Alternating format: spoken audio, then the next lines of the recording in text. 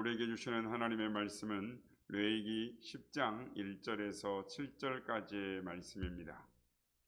레위기서 10장 1절에서 7절까지의 말씀을 교독하시고 마지막 절은 함께 합독하시도록 하겠습니다. 아론의 아들 나답과 아비후가 각기 향로를 가져다가 여호와께서 명령하시지 아니하신 다른 불을 담아 여호와 앞에 분향하였더니 그들을 삼킴에 그들이 여호와 앞에서 죽은지라. 모세가 아론에게 이르되 이는 여호와의 말씀이라. 이르시기를 나는 나를 가까이 하는 자 중에서 내 거룩함을 나타내겠고 온 백성 앞에서 내 영광을 나타내리라 하셨느니라. 아론이 잠잠히 모세가 아론의 삼촌 우시엘의 아들 미사엘과 엘사반을 불러 그들에게 이르되 나와 너희 형제들을 성소 앞에서 진영 밖으로 메고 나가라 하매 그들이 나와 모세가 말한 대로 그들을 옷 입은 채 진영 밖으로 메어내니 모세가 아론과 그의 아들 엘르아살과 이다말에게 이르되 너희는 머리를 풀거나 옷을 찢지 말라. 그리하여 너희가 죽음을 면하고 여호와의 진노가 온 회중에게 미침을 면하게 하라. 오직 너희 형제 이스라엘 온 족속은 여호와께서 치신 불로 말미암아 슬퍼할 것이니라. 함께 읽겠습니다. 여호와의 관유가 너희에게 있은즉 너희는 회막문에 나가지 말라. 그리하면 죽음을 면하리라. 그들이 모세의 말대로 하니라. 아멘. 할렐루야. 오늘도 우리 예배 가운데 함께 하신 주님을 찬양합니다. 그리고 예배 가운데 함께 하신 모든 성도님들께 하나님의 은혜와 평강이 함께 하시기를 기원드립니다. 오늘 본문은 아론의 두 아들 나답과 아비후가 제사 드리는 이야기가 기록되어 있습니다. 겉으로 보기에 이 두 사람은 제사장의 직무를 이상 없이 수행하고 있었습니다. 이들이 각각 향로에 불을 담아 여호와 앞에 분향할 때 갑자기 여호와 앞에서 불이 나와서 이 두 사람을 불살라 버려서 그 자리에서 즉사하고 맙니다. 하나님께서 모세를 시켜서 뒷수습을 하게 하시고 그리고 이 사건의 의미를 말씀하시고 앞으로 어떤 자세로 제사를 드리라 라고 경고의 말씀도 하십니다. 여러분, 저는 오늘 본문 말씀을 묵상하면서 이 광경을 지켜보고 있었던 이스라엘 백성들을 생각해 보았습니다. 얼마나 놀랍고 또 얼마나 두려웠을까요? 두 가지 이유 때문이었을 것입니다. 첫째는 제사 드리고 있는 사람을 불태워 죽이셨다라는 점입니다. 이스라엘 백성들은 죄악에 관영하던 성 소돔과 고모라에 불이 떨어져서 사람들이 다 불에 타 죽었다라는 것을 이해할 수 있었습니다. 아니, 하나님의 경고를 무시하고 노아의 경고를 무시했던 노아의 시대의 사람들을 물로 심판했던 것들을 이해할 수 있었습니다. 그런데 하나님께 제사를 드리고 있는 사람을 불에 태워 죽이셨다라는 것입니다. 다른 하나는 하나님이 선택하신 사람들을 불태워 죽이셨다라는 것입니다. 나답과 아비후가 누구입니까? 출애굽기 24장 9절에 보면 이들은 모세의 뒤를 따라 아버지 아론과 그리고 70명의 장로들과 함께 시내산에 올라가 하나님을 대면했던 사람, 하나님의 발을 바라보았던 사람들이었습니다. 여러분, 하나님의 일꾼들에게 하나님을 직접 배웠다라는 것은 특별한 자격이 있었다라는 것입니다. 모세가 그랬고 바울이 그랬고 구약의 에스겔 선지자가 그랬고 또한 신약의 사도들 베드로가 그랬습니다. 출애굽기 28장 1절에 보면 하나님께서 직접 이 두 사람을 제사장으로 선택하셨습니다. 그리고 29장에 보면 물로 씻으시고 제사장 옷을 입히시고 화목제를 드리게 하시고 거룩한 기름 관유를 부어 그들을 특별히 구별하여 예복을 입히셨습니다. 이스라엘 백성들이 볼 때 이들은 하나님께서 구별하여 세우신 하나님의 종들이었습니다. 그런데 이들이 하나님의 버리심을 받은 것입니다. 이스라엘 백성들은 속으로 생각했을 것입니다. 도대체 제사가 무엇이길래 제사 잘못 드렸다고 그것도 사람을 불러 특별히 선택하여 세우신 제사장들을 태워 죽이시는가? 여기서 우리가 생각해야 할 것이 있습니다. 하나님께서 그렇게 제사를 그렇게도 중요하게 생각하신다라는 것입니다. 하나님께 드려지는 예배는 거룩하게 드려져야 하는 것입니다. 신령과 진정으로 드려져야 하는 것입니다. 그래서 우리 주님께서도 예배하는 자는 신령과 진정으로 예배할지니라고 말씀합니다. 성도 여러분, 나답과 아비후 사건에서 우리가 깨닫게 되는 것은 나답과 아비후의 사건은 신령한 면에서 지금도 오늘도 동일하게 우리에게 발생할 수 있는 사건이다라는 것입니다. 대표적으로 하나님의 거룩을 범할 때 우리의 심령에 다가오는 영적인 죽음이 있습니다. 그래서 고린도전서 3장 16절 17절에 보면 너희는 너희가 하나님의 성전인 것과 하나님의 성령이 너희 안에 계시는 것을 알지 못하느냐. 누구든지 하나님의 성전을 더럽히면 하나님이 그 사람을 멸하시리라. 하나님의 성전은 거룩하니 너희도 그러하니라 라고 말씀합니다. 여기서 우리는 거룩의 진리를 보게 되는 것입니다. 성도 여러분, 오늘 이 시간에는 거룩이란 무엇인가, 어떤 것이 거룩을 범하는 것인가를 살펴보므로 교훈을 받기를 원합니다. 첫째, 하나님의 거룩을 범하는 것은 하나님 중심에서 인간 중심으로 바꾸는 것입니다. 즉 세속화되는 것, 세속적인 것을 가까이 하는 것을 말합니다. 오늘 보면 1절 말씀입니다. 아론의 아들 나답과 아비후가 각기 향로를 가져다가 여호와께서 명령하지 아니하신 다른 불을 담아 여호와 앞에 분향하였더니라고 말씀합니다. 여호와의 성막을 봉헌하던 그날 여호와께서 번제단 위에 불을 내려주셨습니다. 이스라엘 백성들은 하나님께서 제단 위에 불을 내려주시는 것을 보고 매우 기뻐하고 감격스러워했습니다. 이 사건을 이스라엘 백성들이 쓰는 미드라시에는 이렇게 기록하고 있습니다. 율법을 주신 날은 하나님과 이스라엘 백성이 약혼한 날이고 불을 주신 날은 하나님과 이스라엘 백성들이 결혼한 날이다 할 정도로 기뻐하고 즐거워하고 감격했습니다. 이처럼 모두가 기뻐할 때 비극적인 사건이 발생합니다.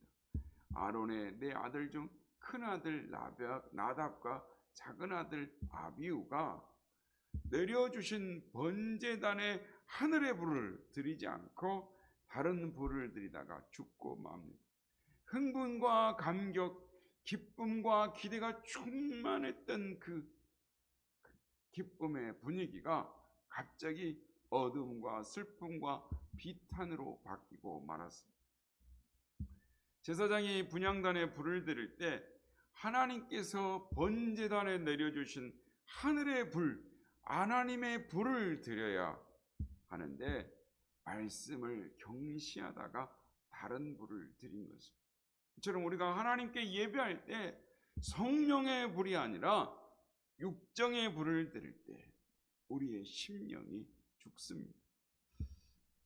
찬양을 예로 들면 우리 영혼으로 하나님을 높이고 거룩한 찬양을 할 때는 얼마나 은혜로운지 모릅니다. 성령의 불이 우리 안에 임하고 또 하나님께 찬양이 드려지고 우리 영혼이 살아나고 새 힘을 얻는 것을 경험합니다. 그런데 내 흥미와 내 감정의 본의로 혹은 세상의 노래이거나 내용은 복음적인데 리듬이 세속적이거나 뭔가 잘못된 노래를 부르면 은혜가 급격히 식고 우리의 심령이 죽기 시작합니다. 잘못된 찬송, 잘못된 말씀, 잘못된 감정들은 다 다른 불을 올려드리는 것입니다. 성도 여러분, 찬양 받으실 분은 오직 하나님이십니다. 인간적인 마음을 위로하거나 인간의 정서를 만족을 위해서 불려지는 노래는 마땅히 하나님께 돌아가야 할 거룩을 사람에게 돌리는 것입니다. 그러므로 찬양은 하나님께 드려지는 경배이며 믿음의 고백이며 순종의 기도인 것입니다. 그래서 진실로 하나님의 거룩을 찬양하는 사람은 그의 인격이 하나님 중심으로 변하게 되는 것입니다. 우리가 무엇을 하든지 나는 쇠하여지고 하나님은 흥하여지고, 나는 감춰지고 하나님의 영광은 드러나는 하나님 중심의 삶을 살아가는 우리가 되어야 될 줄로 믿습니다. 둘째로 말씀을 범하는 것이 거룩을 범하는 것. 오늘 보면 우리가 읽진 않았지만 레위기 10장 8절에서 11절 말씀 보면 여호와께서 아론에게 말씀하여 이르시되 너와 내 자손들이 회막에 들어갈 때에는 포도주나 독주를 마시지 말라. 그리하여 너희 죽음을 면하리라. 이는 너희 대대로 지킬 영영한 규례라. 그리하여 너희가 거룩하고 속된 것을 분별하며 부정하고 정한 것을 분별하고 또 나 여호와가 모세를 통하여 모든 규례를 이스라엘 자손에게 가르치시리라 라고 말.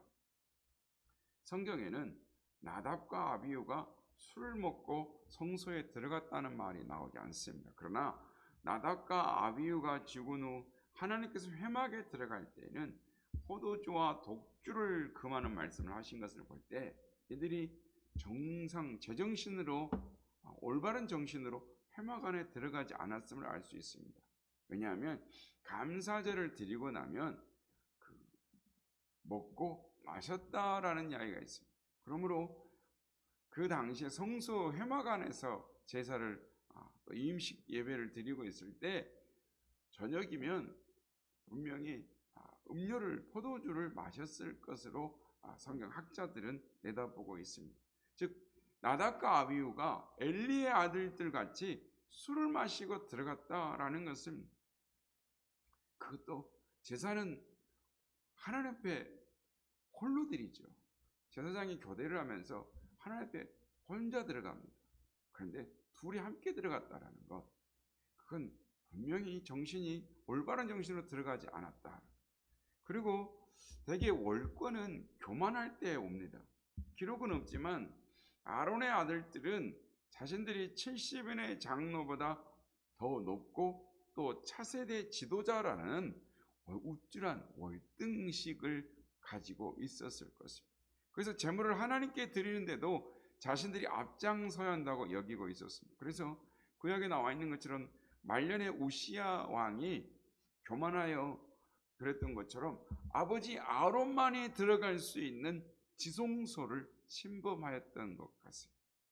성경학자들에 의하면 지성소는 아론이라 할지라도 대제사장이 하루에 한 번, 대속죄일에 하루 한 번 들어갈 수 있었고 대속죄일에도 하루 4번밖에 들어갈 수 없었다라고 말합니다.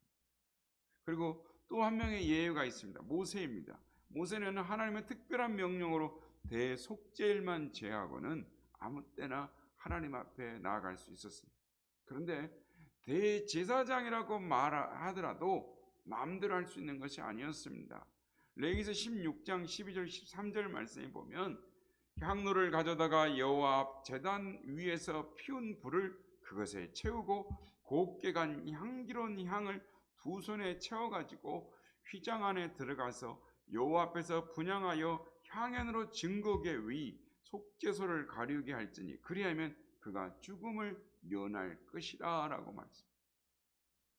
하나님의 말씀하신 대로 향로의 제단에 불을 담아다가 향연으로 향의 향기를 피워서 앞이 보이지 않을 정도로, 속죄소가 보이지 않을 정도로 향을 피워 가득 채워 향연을 피운 이후에 대제사장이라도 들어갈 수가 있었습니다. 이처럼 지성소는 지극히 거룩한 곳이었습니다. 그러므로 나답과 아비후가 맨정신으로 한 일이 아니라는 것을 짐작할 수가 있습니다. 올 것만 한 것이 아니라 각기 향로를 가져다가 여호와의 명령하시지 않은 불을 담아 여호와 앞에 분향했던 것입니다. 이처럼 방탕한 마음을 가지는 것이 거룩함을 범하는 것입니다. 술 취하면 정상적인 생각이나 감정이나 의지를 갖지 못하는 것입니다. 그래서 에베소서 5장 18절에 보면 술 취하지 말라 이는 방탕한 것이니 오직 성령의 충만함을 받으라라고 말씀합니다. 술 취하면 하나님의 말씀을 쉽게 범하게 되는 것입니다. 자의적으로 해석하는 것입니다. 말씀을 범하는 것, 그것이 거룩을 범하는 것입니다. 오늘 많은 그리스도인들이 얼마나 말씀을 자의적으로 해석하고 자기 복음을 가지고 자기 의의를 내세우며 해석하는지 모릅니다. 성도 여러분, 하나님께서는 내가 거룩하니 너희도 거룩하라 라고 말씀하십니다. 거룩을 범하면 그 결과는 죽음입니다. 이 죽음은 바로 지금 우리의 심령에서부터 일어나는 것입니다. 그래서 일락을 좋아하는 자는 살았으나 죽었느니라 라고 말씀을 하는 것입니다. 사랑하는 여러분, 우리의 몸과 마음은 하나님의 성령이 거하시는 성전인 것입니다. 그러므로 세속적인 마음을, 감정을 멀리하고 말씀과 양심을 범하거나 악한 환경에 동화되지 말고 거룩한 마음을 가져 하나님께서 기뻐하시는 예배의 삶을 살아가는 저와 여러분 되시길 주님의 이름으로 축원합니다. 마지막으로 예배를 받으시는 하나님을 경외함 없이 생각 없이 제사를 드렸다라는 것입니다. 나답과 아비후는 너무나 중요한 실수를 했어요. 하나님께서 정해놓으신 불이 아닌 다른 불을 쓴 것입니다. 성도 여러분, 왜 나답과 아비후가 이렇게 중요한 실수를 하게 됐을까요? 주석학자 프레드릭 브라운이라는 사람은 이들이 성소의 향을 분향할 불을 번제단이 아닌 성막문에서 고기를 삶기 위하여 준비해 놓은 불을 가져다가 향로에 담았다라고 말합니다. 보다 쉽고 보다 편리한 곳에서 대충 제사를 준비한 것입니다. 물론 이들이 처음부터 이랬던 것은 아닙니다. 처음 얼마 동안은 정성껏 규례에 따라 제사를 잘 드렸습니다. 그러나 시간이 흐르다 보니 제사에 대해 깊이 생각하지 않게 되고 정성이 부족하게 된 것입니다. 그래서 큰 실수를 하게 된 것입니다. 그러면 왜 이렇게 되었을까요? 두 가지의 원인을 찾아볼 수 있습니다. 하나는 제사가 형식적이 되었기 때문입니다. 나답과 아비후는 다만 아론의 아들이라는 이유로 제사장이 되었습니다. 하나님께서 제사장직을 세습으로 규정하셨기 때문입니다. 그러다 보니 자신이 제사장이 된 것이 얼마나 소중하고 제사를 하나님 앞에서 집례한다는 것이 얼마나 감격스럽고 귀한 것인가를 마음 깊이 느끼지 못해서 결국 형식적으로 제사를 드리게 된 것입니다. 오늘도 많은 그리스도인들이 하나님 앞에 나와 형식적으로 예배를 드립니다. 하나님께서 시편 50편 23절에서 이렇게 말씀합니다. 감사로 제사를 드리는 자가 나를 영화롭게 하나니 그 행위를 옳게 하는 자에게 내가 하나님의 구원을 보이리라 라고 말씀합니다. 그렇습니다. 감사한 마음으로, 감격한 마음으로 하나님 앞에 예배를 드려야 하는 것입니다. 예배를 드리는 여러분에게 감격이 회복되시기를 바랍니다. 예배드린 여러분이 감사와 감격으로 하나님께 예배를 드리시길 바랍니다. 감사가 빠진 예배, 감격이 빠진 예배는 하나님께서 받으시지 않으시는 것입니다. 또 다른 원인 하나는 제사가 습관적이 되었기 때문입니다. 나답과 아비후는 제사 드리는 것이 직업이 되었습니다. 그가 자고 나면 하는 일이 제사를 준비하고 제사를 드리는 일이었습니다. 피곤하고 지칩니다. 때론 짜증스럽기도 합니다. 그래도 해야 했습니다. 결국 습관적으로 제사를 드리게 된 것입니다. 오늘도 많은 사람들이 습관적으로 예배를 드립니다. 주일이니까 교회에 오고 늘 하던 대로 순서에 따라 예배를 드립니다. 이것은 다만 예배를 보는 것이고 예배에 참석하는 것이지 예배를 드리는 것이 아닙니다. 그 중심이 빠졌기 때문입니다. 하나님께서 사무엘상 16장 7절에서 이렇게 말씀하십니다. 나의 보는 것은 사람과 같지 아니하니 사람은 외모를 보거니와 나 여호와는 중심을 보느니라 라고 말씀합니다. 예배를 중심으로 드려야 합니다. 예배를 마음을 다하고 정성을 다하고 뜻을 다하고 힘을 다해서 드려야 하는 것입니다. 사랑하는 성도 여러분, 우리는 코로나19라는 세계적인 팬데믹으로 비대면 예배를 드리고 있습니다. 그러나 저는 오늘 본문 말씀을 묵상하면서 과연 우리는 하나님이 받으시는 예배를 드리고 있는가 두렵고 떨리는 마음뿐입니다.